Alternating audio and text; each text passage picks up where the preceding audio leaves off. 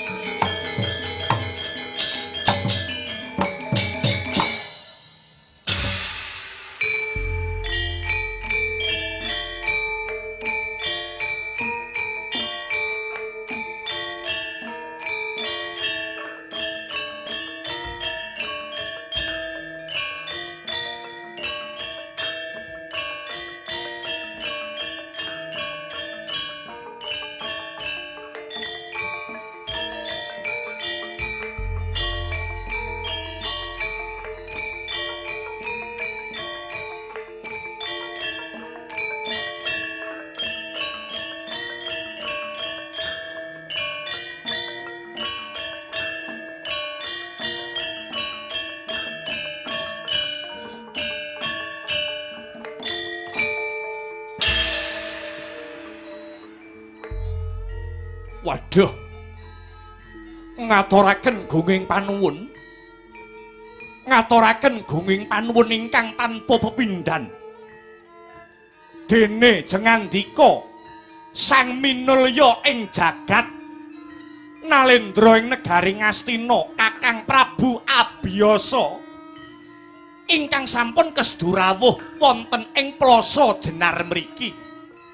Kakang, kula ngaturaken karaharjan kang sarta bojo krami dumateng jengandika Kakang Prabu Abiyasa. Iya Yayi. Yayi Suwela wis ingsun tampa akarya bungah ing manah ora liwat tiba sakpadha-padha. Syukur sekethi jumureng dene paduka Kakang Prabu sampun kepareng rawuh ing dinten kalenggahan sakmangke. Rawuh paduka wonten plasa Jenar mriki andadosaken gagap gugut garagapan sotaning manah awit rawuh paduka tanpa paliwara langkung rumiyin Kakang Prabu. Yayi, sayektine pun Kakang wis tanggap marang swasana ingkang kababar ana ing plasa Jenar. Kejaba nawala kang wis ndak tampa nganti pun Kakang daya-daya lumarap marang plasa Jenar kene iku kabeh awit saka gedene rasa welas asih marang paduka Yayi Prabu Suwela. Inggih Kakang.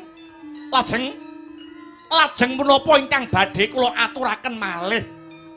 Jernyatanipun lelampahanipun sampun kados mekaten. Wah, Kakang Prabu, anggen kula jejodohan kalian Yayi Dewi Kesru menika sampun tetaunan. Nanging sampun cetha pratela wonten lelampahan ingkang sanget anggegirisi. Punapa inggih kedah rampung dumugi semanten anggen kula mbangun Balewisma kalian Yayi Dewi Kesru duh Kakang Prabu. Yayi Suwela pun Kakang sumuruk kelawan lelakone garwamu Yayi Dewi Kesru anggone nglakoni laku sedeng utawa bandrek selingkuh kelawan sawijining Gandharwa ingkang ingaranan Jem Sutibar. Sayektine kabar iki ora pantes lamun rinungu ing akeh.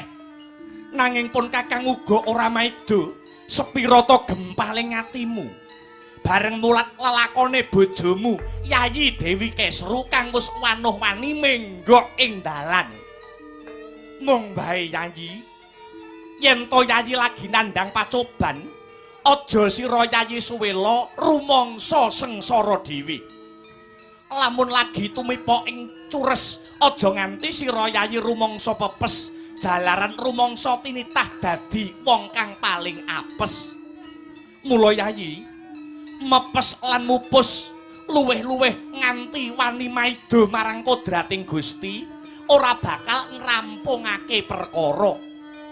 Prayoga Yayi Suwela waniya prihatin nyangga anane sesanggan. Srana manteping tindak marang kapercayan adiling kodrat sinartan panembah ingkang ngawujud reka daya lan pakarti ing pamrih bisa udar saka reruwet padhang saka pepeteng Yayi Prabu Suwela.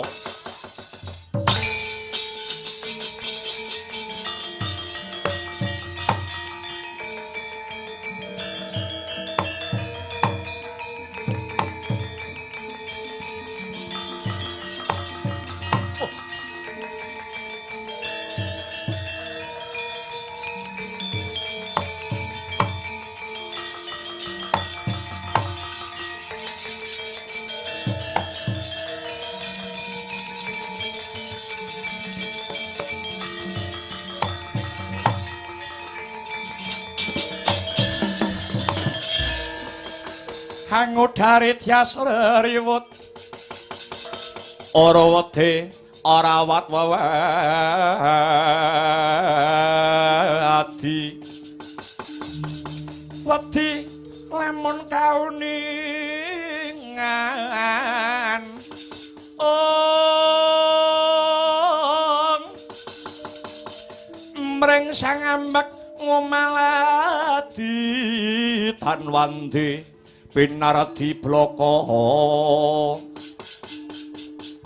kacurnan kang hambek judi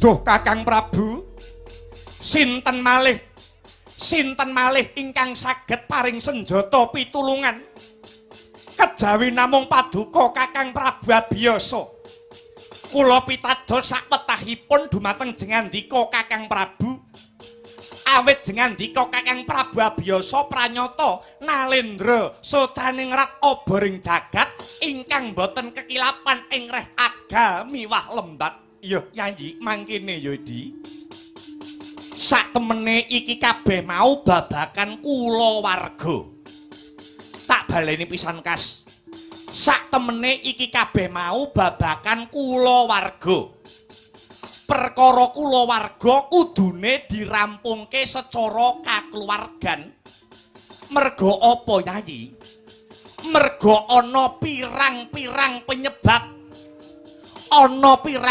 penyebab ingkang anjalari winih mula bukane laku sedeng iki kejaba lupute bojomu Yayi Dewi Kesru nanging Yayi Suwela mbok menawa uga kesandangan salah yen salahe wong wadon yen salahe wanita penyebabe wong wedok iso selingkuh kuwi manut panaliten siji rasa ora marem bisa uga sungsate babakan umur kakean antarane sing kakung lan sing putri bisa uga sing kakung kasar agalan sugal wicarane manggan mara tangan tumindake bisa uga sing kakung ora santosa awake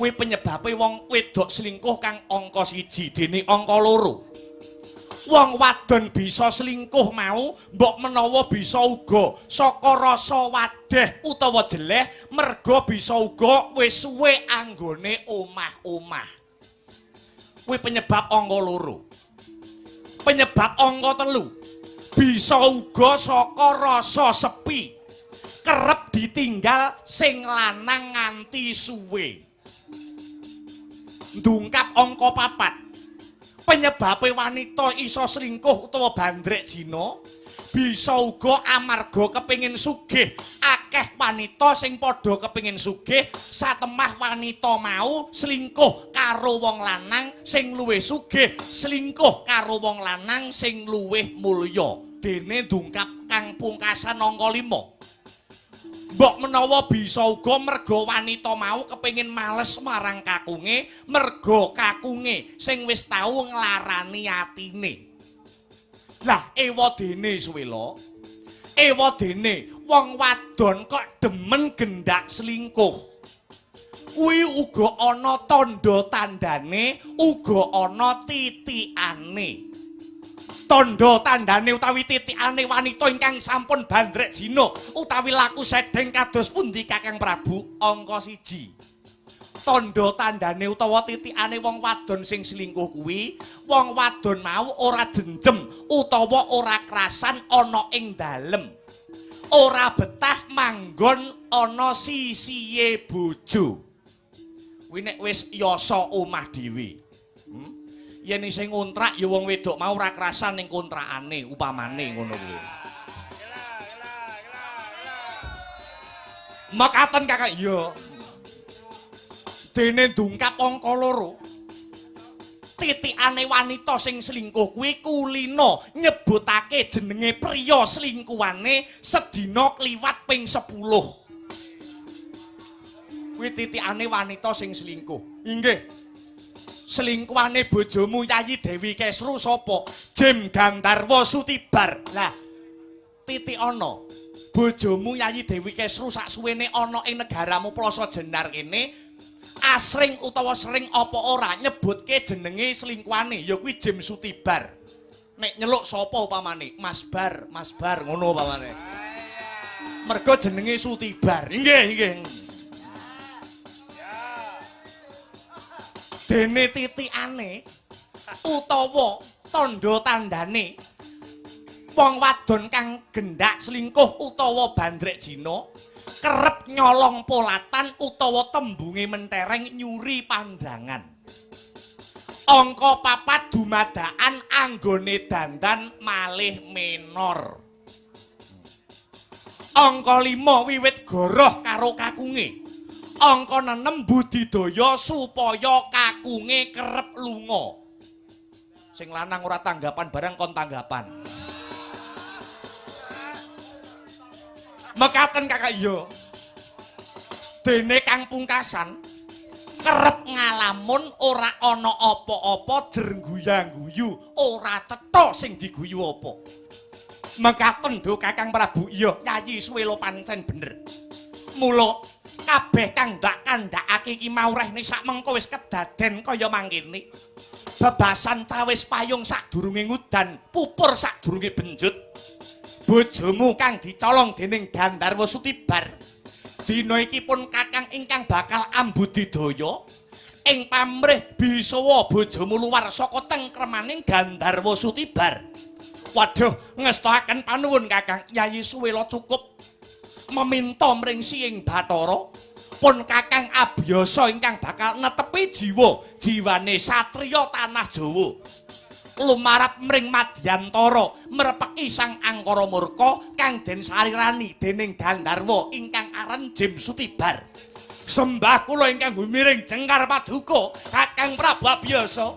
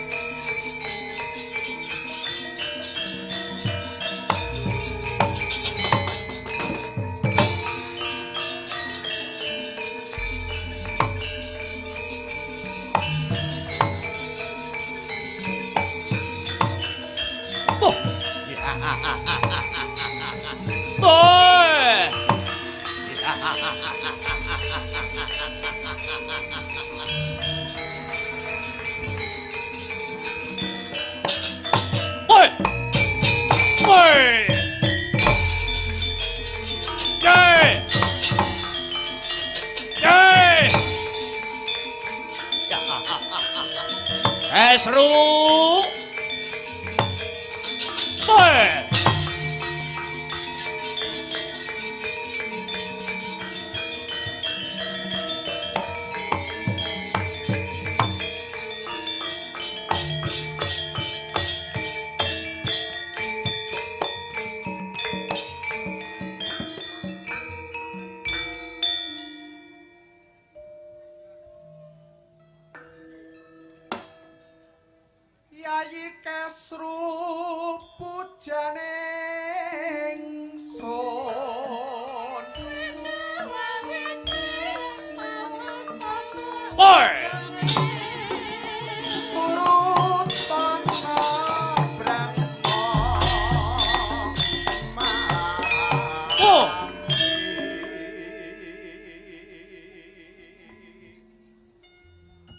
Ya.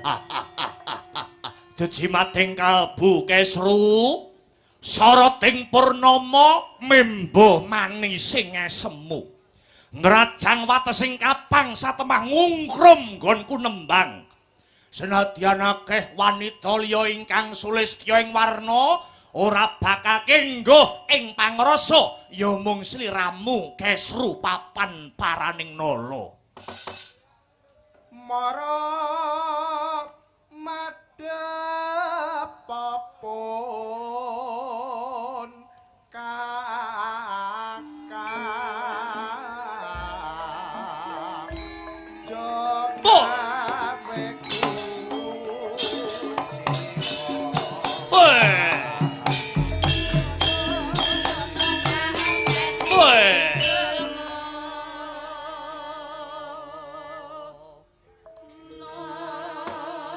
memani ing ati Kesru timbang-timbang ing 1000 gunung kurang sithik yen ora sliramu aku emoh nganti tak rewangi sliramu tak colong saka negaramu Plaza Jenar awit aku gandrung kepaung edan kepayang marang sliramu Kesru.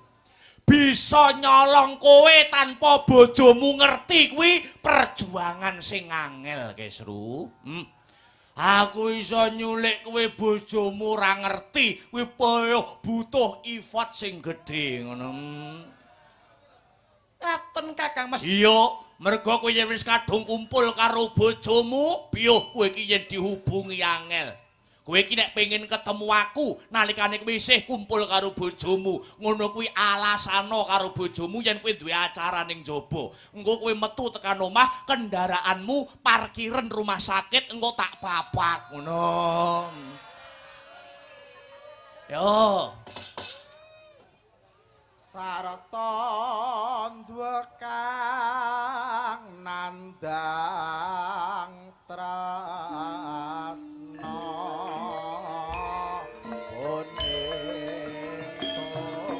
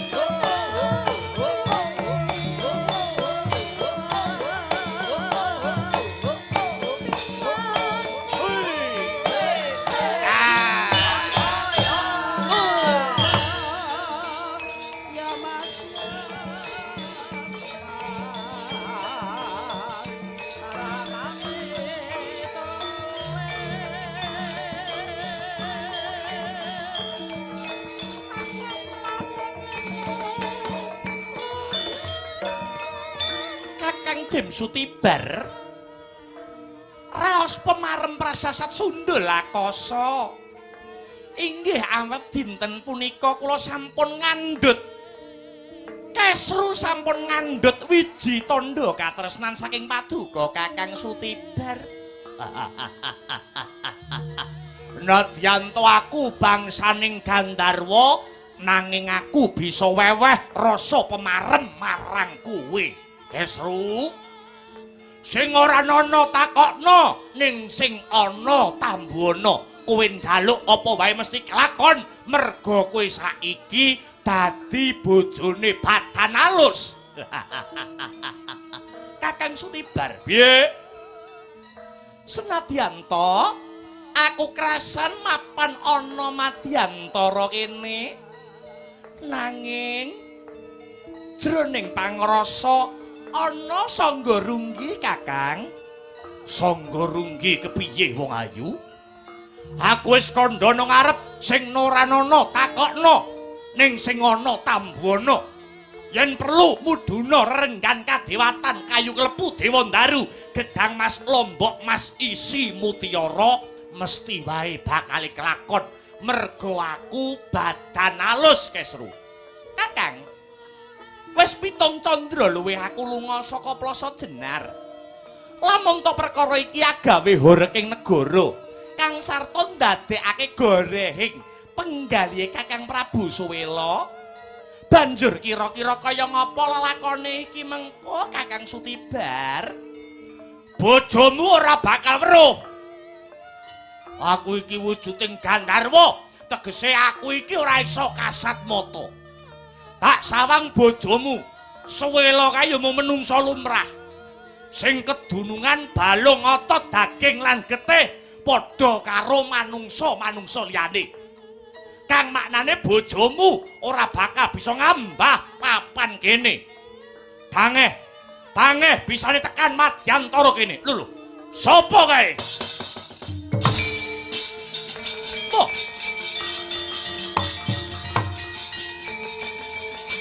Hei.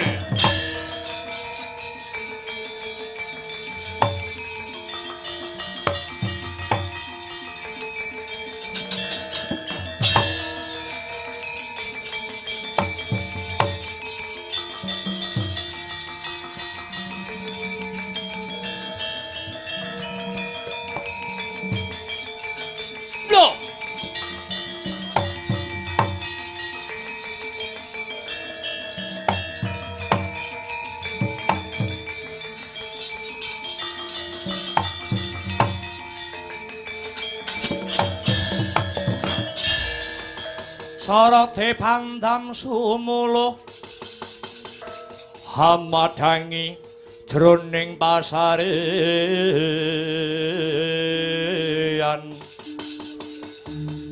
ngenani wadana remuremu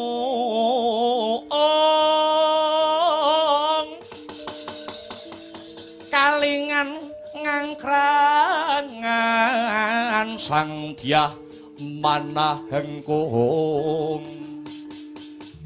Sang Dyah Manahengkung sumung kemengguling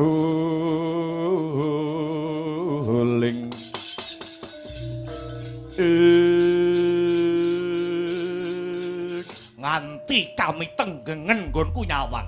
Piyuh. Ana manungsa tek mencorong mawa kekuwung kaya ora sak baene menungsa. Sapa wem? Kawruhanana. Panjenengan ingsun kuwi Nalendra negara Ngastina, jejulukku Prabu Abiyasa Sutibar. Lho, ngerti karo aku? Iya. Kowe tekan madyantara kene. Saka karepmu dhewe apa dikongkon? Sumurupa. Waleh-waleh apa Prabu Suwela kae maksih kadangku.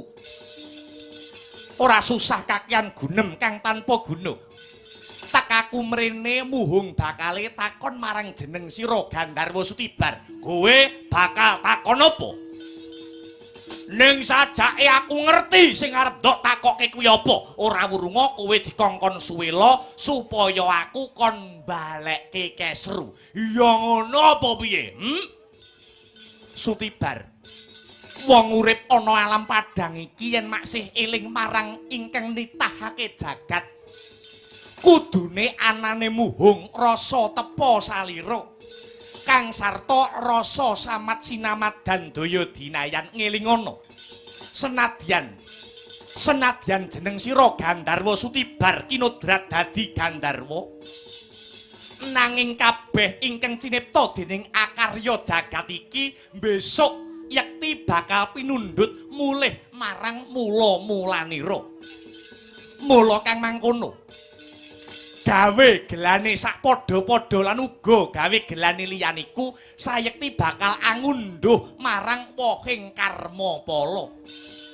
Aku mung bakal ngelingke marang Gandharwa Sutibar. Wong urip ana alam padang iku siji anteping kesaguhan, loro jembaring samudra pangaksama, telu ora males rasa serik marang sapa wae kang sarta bisa ngempet ubaling hawa nafsu. Abiyasa ora kepingin ngguroni marang jeneng sira Gandharwa Sutibar. Bakuning ripalungguhan iki tekaku mung bakal kepingin njaluk kondure Yayi Dewi Kesru. Alah dalah rak tenan. Boh.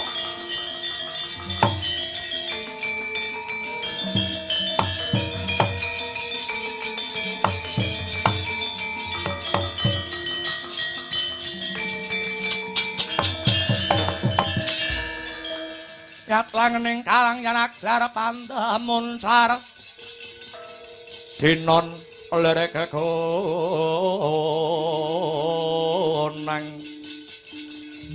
surem sorote tanpa hadang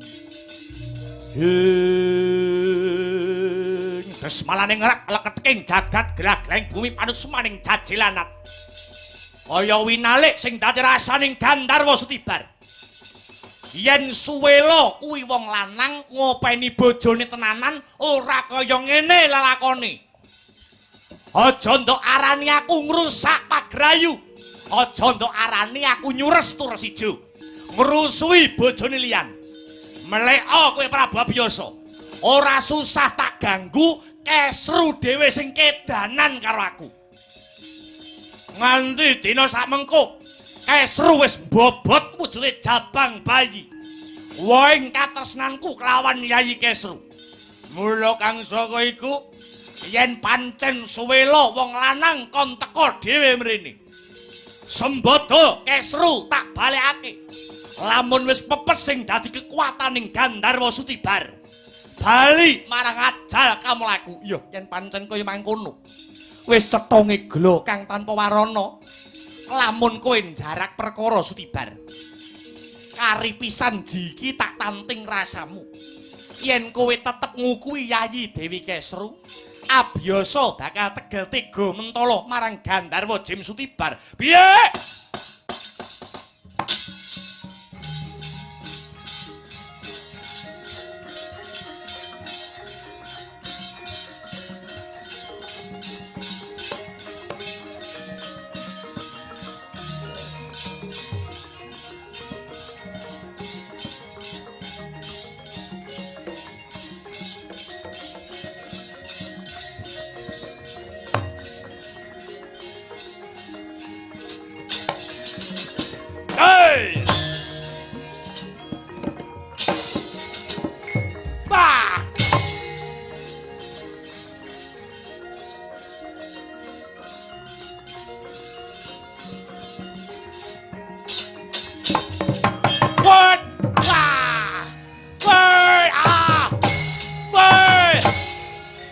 Wingat le. Jai.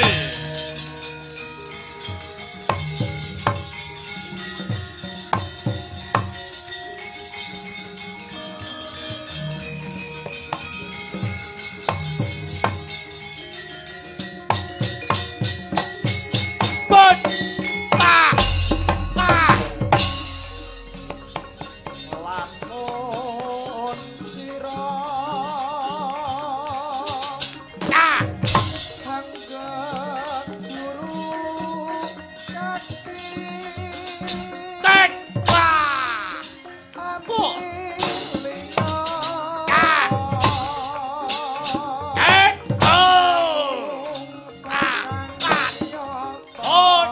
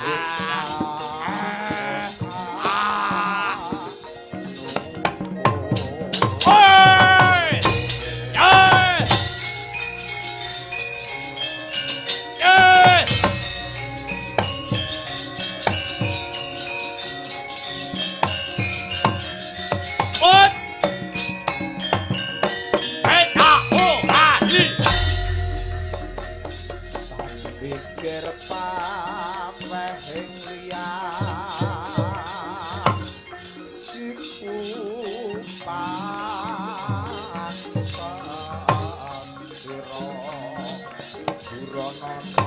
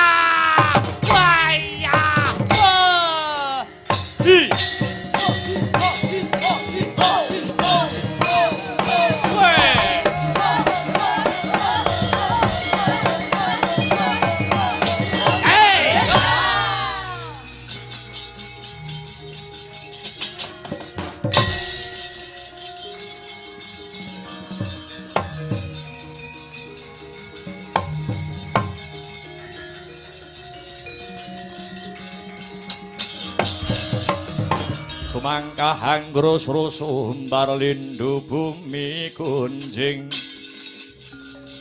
Gumaludo guntur ketuk Ayo Prababiyasa ngejak pirang dina tak ladeni kowe ora kena ginawe becik kowe Jim Sutibar mentang jemparing sak godhong pari ayo tibakno marang aku iki dudu jemparing lumrah yen jemparing iki ya jemparing pusakane Prabu Abiyasa iki ingkang bakal balekake menyang ajal kamulamu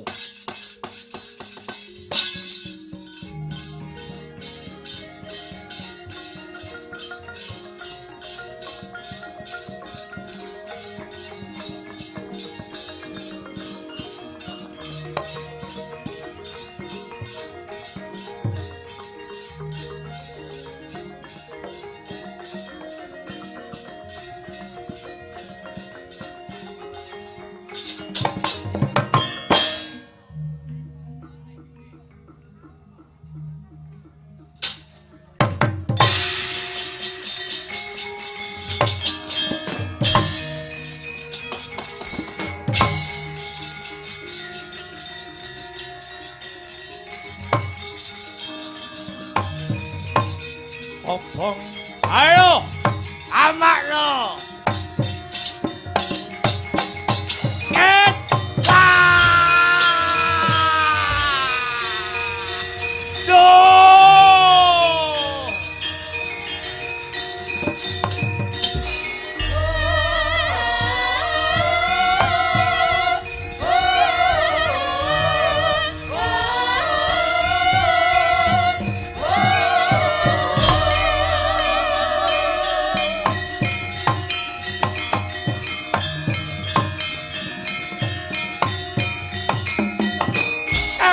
Sutibar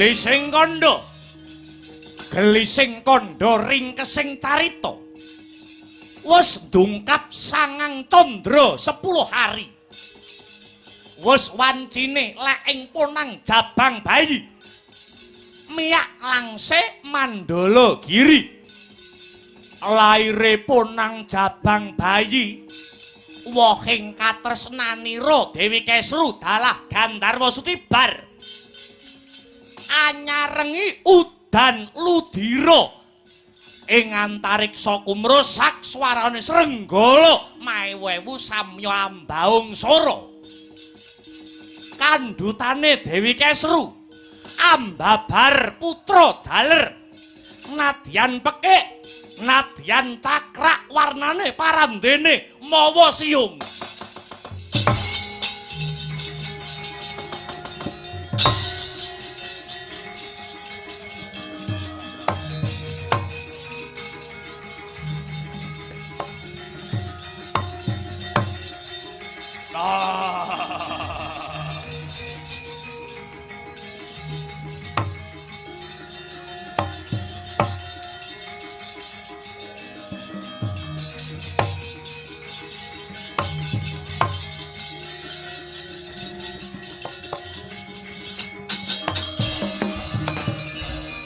manganjur laguning angin gugur agraning arga Guru Gurnita kagiri-giri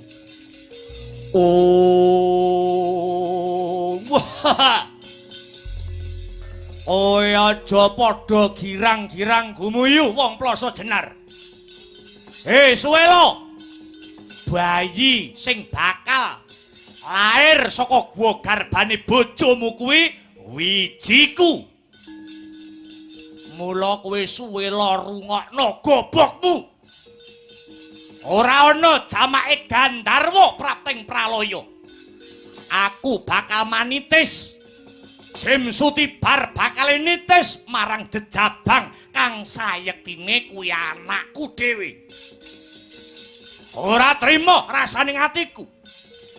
Suwela Seksenana segara gunung isine rina lan wengi.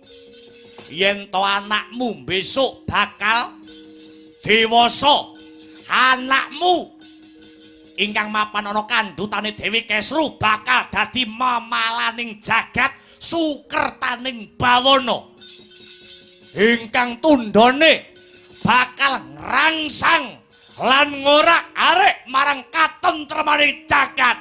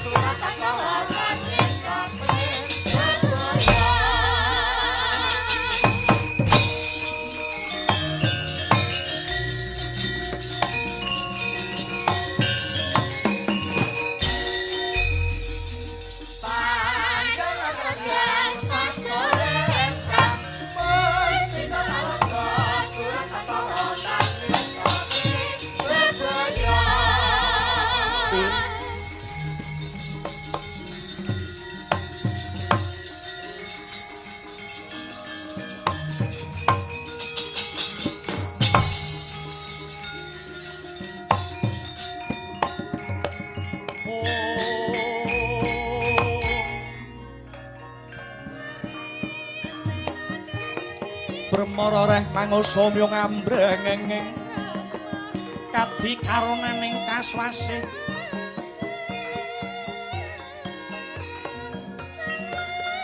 Oring marga Hamalagung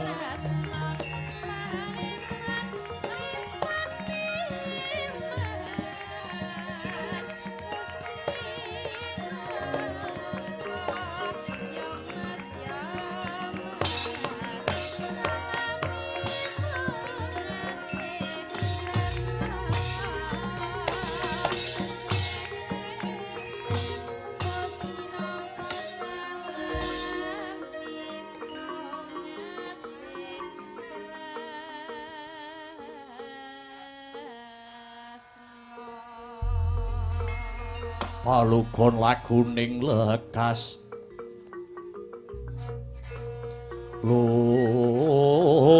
kita linuding kidung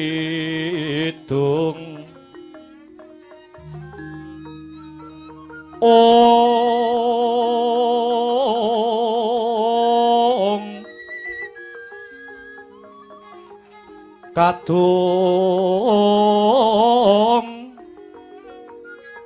kadereng hamomor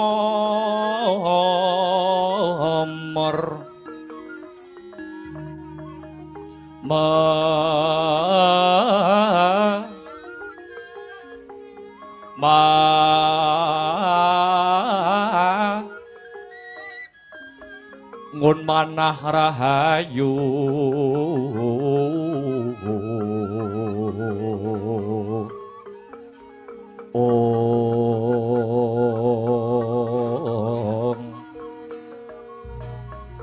Ayuwana tan agolong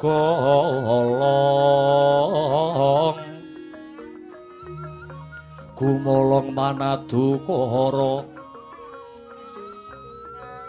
ong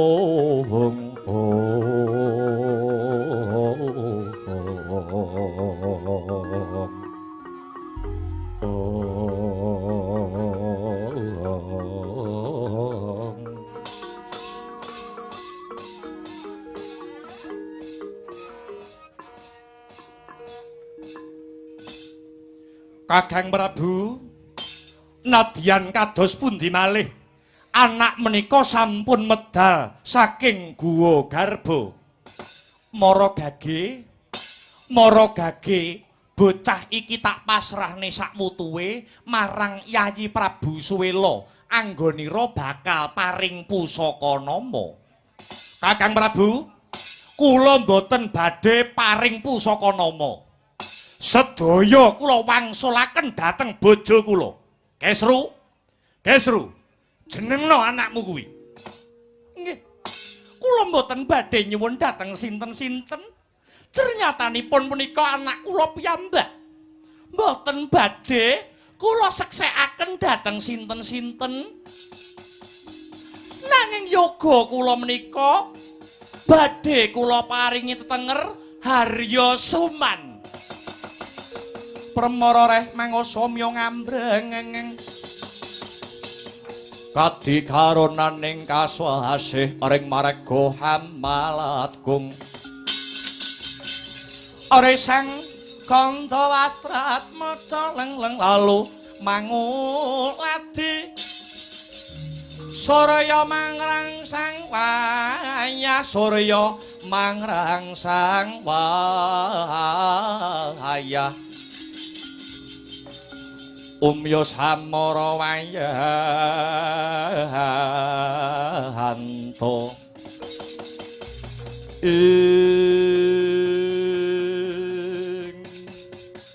Harya Suman nuwun inggih.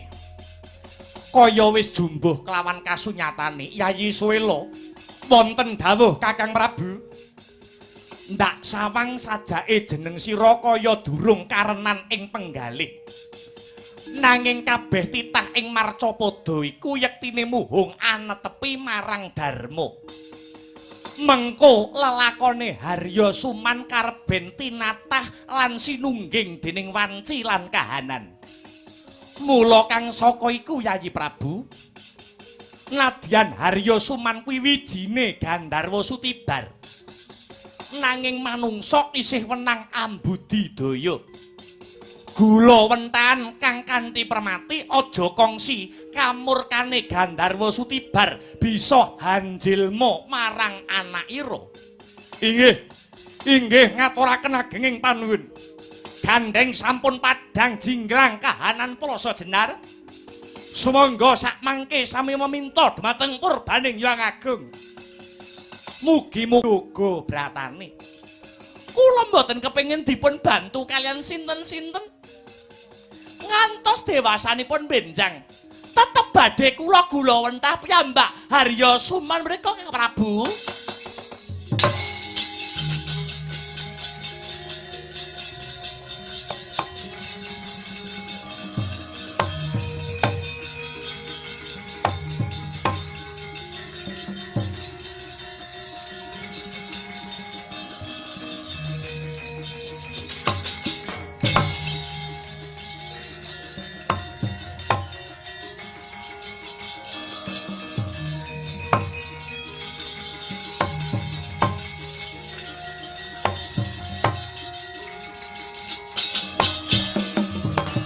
Lumereging mangsa kala gumantining dina candra miwah warsa Harya Suman wis katingal Jaka Kumala kala.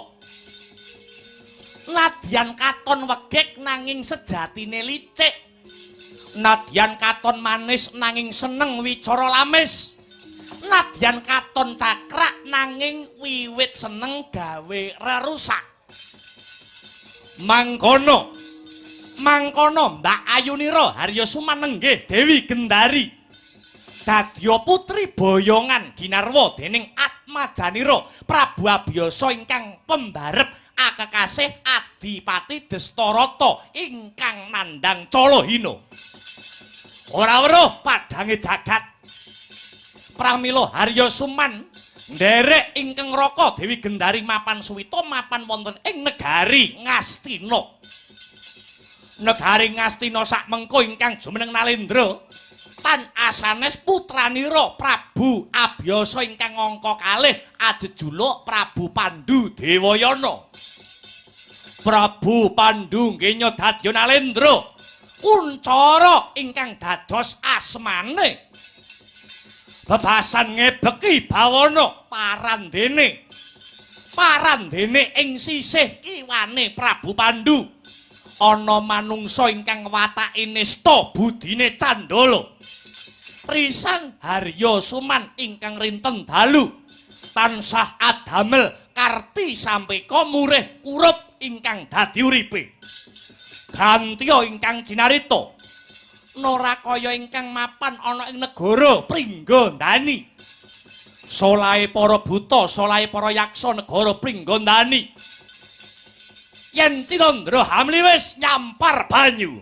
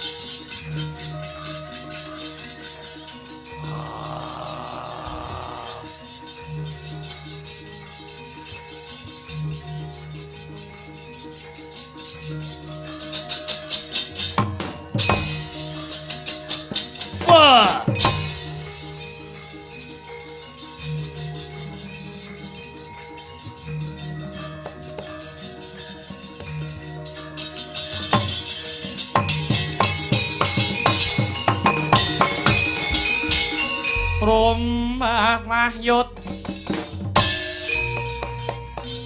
Sang Hyang Sendra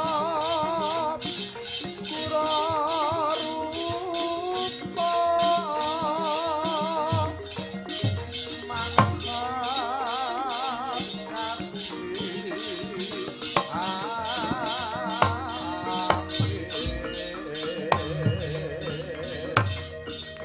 Pangsam Palka Prapal Selo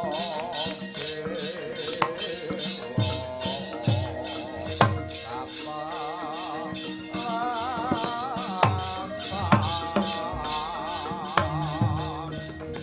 Satu lumayu mangungsi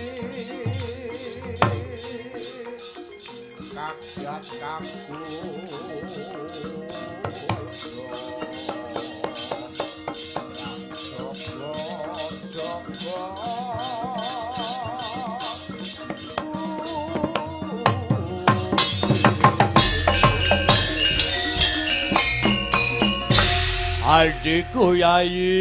Adikku Yayi Brajadenta.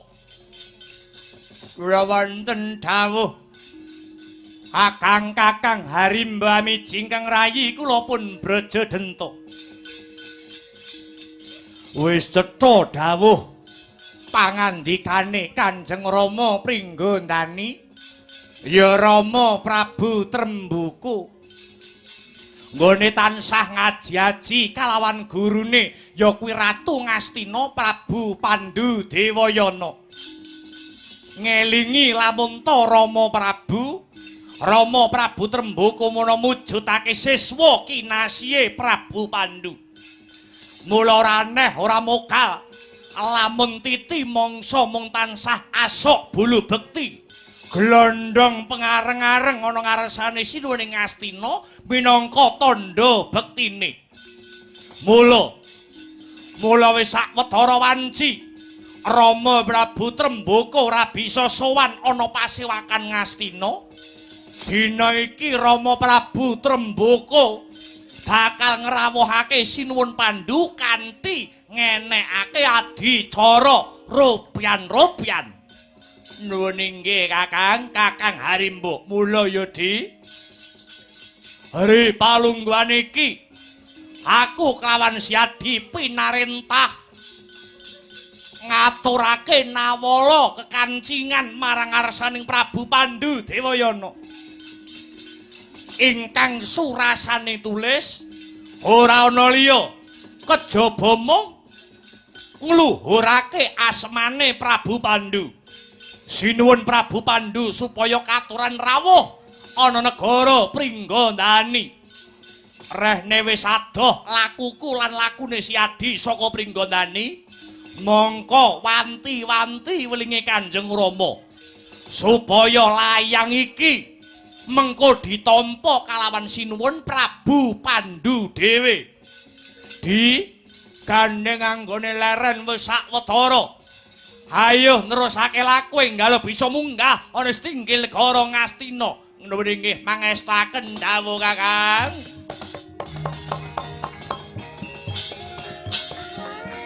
Putra Pandhawa tata gati wisaya Indriyaksa sara Maruta.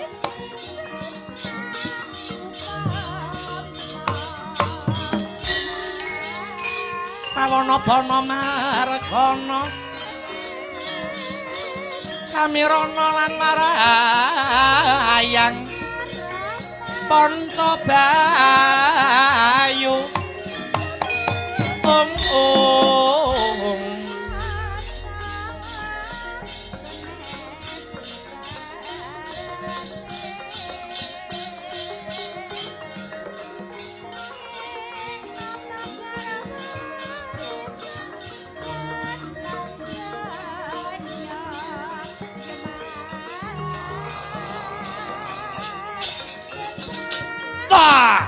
Wah!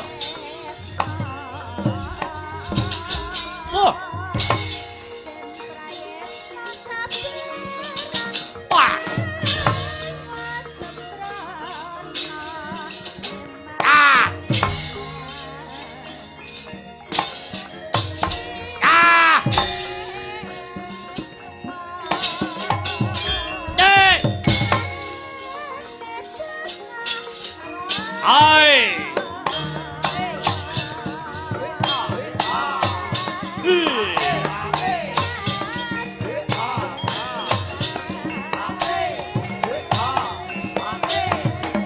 Wei, ahoi.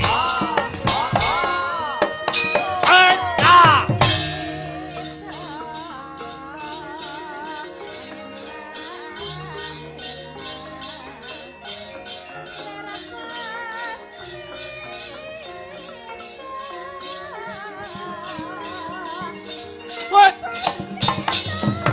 Ah!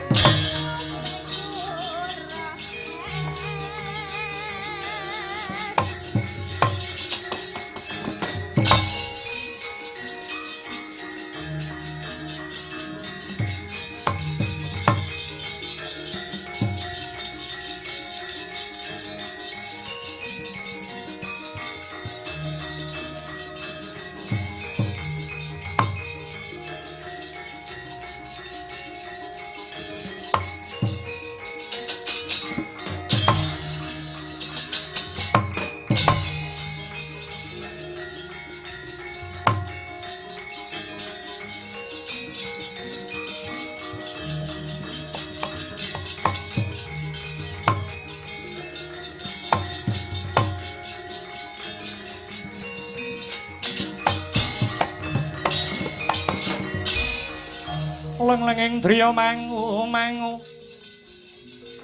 mangun kung kanduhan rimang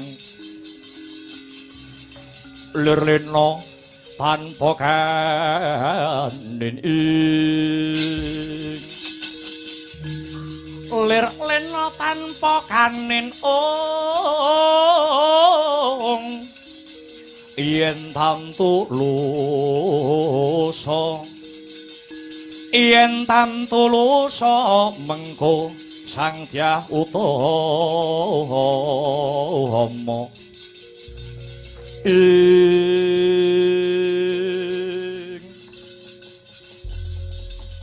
ora sisip panduluku iki kaya buta pringgondani inggih kula pun harimba kowe arimba inggih ana apa keparenga dinten sakmangke kula minggah wonten Sitinggil negari Ngastina labet kula mundi dawuh sabdanipun Kanjeng Rama Prabu Tremboko kinen sowan wonten ngarsanipun sinuwun Prabu Pandhu. Kowe arep sowan Prabu Pandhu? Inggih, ora kena. Dina iki dudu dina pasewakan. Ora kena derajak-derajak munggah Sitinggil negara Ngastina. Oh. Mboten dinten pasewakan nggih. Iya. Yen gelem kowe ngentenono dina pasewakan, ewadene ora gelem kowe baliya ana negaramu negara Pringgondani. Monggo sowan kula niku kadhawan ngaturaken nawala. Piye? Monggo sowan kula menika badhe ngaturaken wujudipun Kintaka utawi nawala. Ngaturke layang ana ngarsane Prabu Pandhu. Inggih. Katur Prabu Pandhu Dewayana sang marting jagat. Ora susah kowe sing sowan dhewe arimba. Layang saka Prabu Tremboko tak gawane. Lho. Dawuhipun Rama Prabu Tremboko layangipun boten kenging dipun tampi kalian sinten-sinten. Kejawi namung Prabu Pandhu pribadi. Ora kena. Negara kuwi mawa pranatan, negara kuwi duwe aturan. Kari kowe gelem apa ora? Yen gelem layange titipno aku, ewadene ora gelem, kowe bali yo. Weh, nggo arep ngaturne layang munggah Sitinggil mawon kok mboten oleh. Ora kena. Nggih. Inggih menawi mekaten sumangga. Sumangga kula aturi nampi layangipun Raden.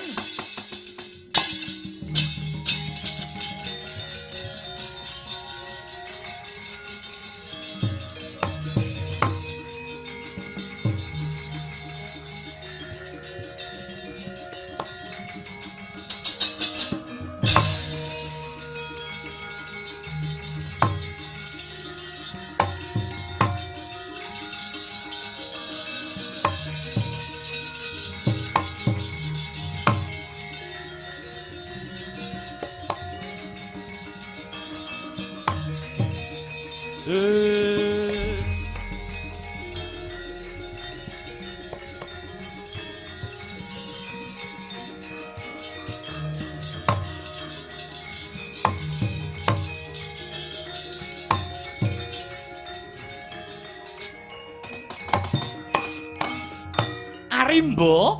kula wonten dawuh Raden.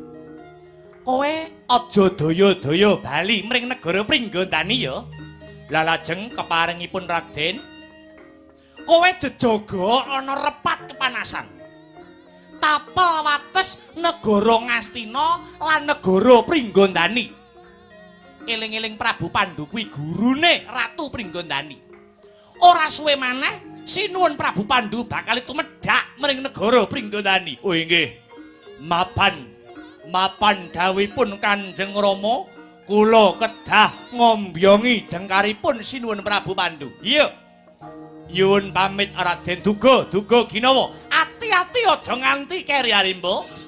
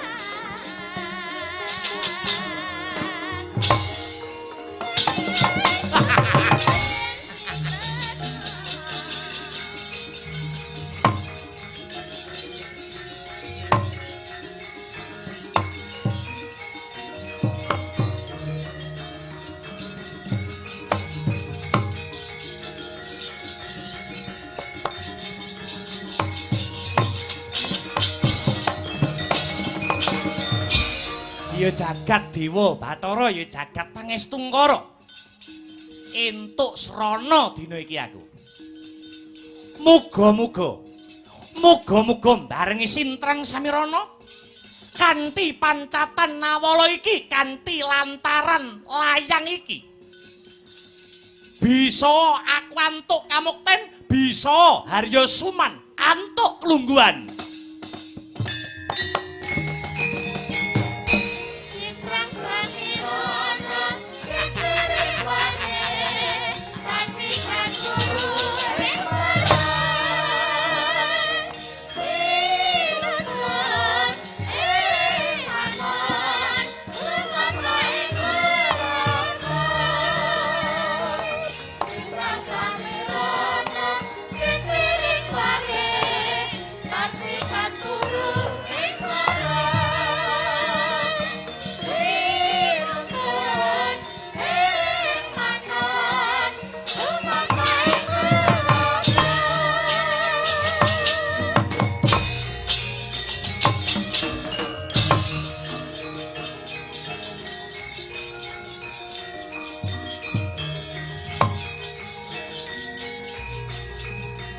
Srempak kedu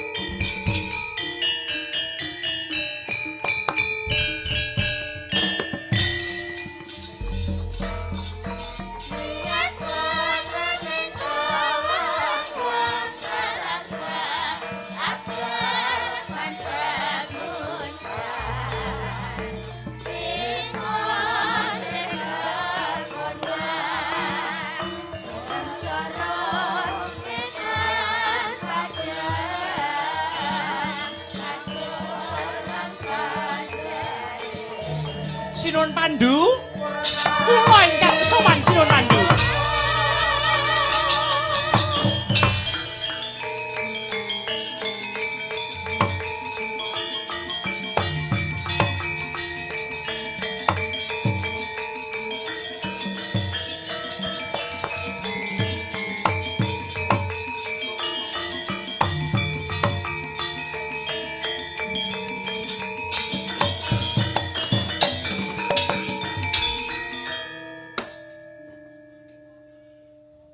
ojo kliru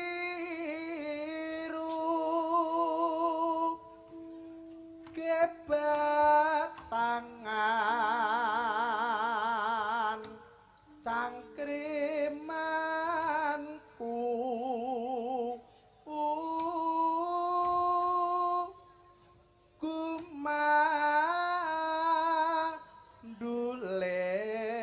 kumanduleng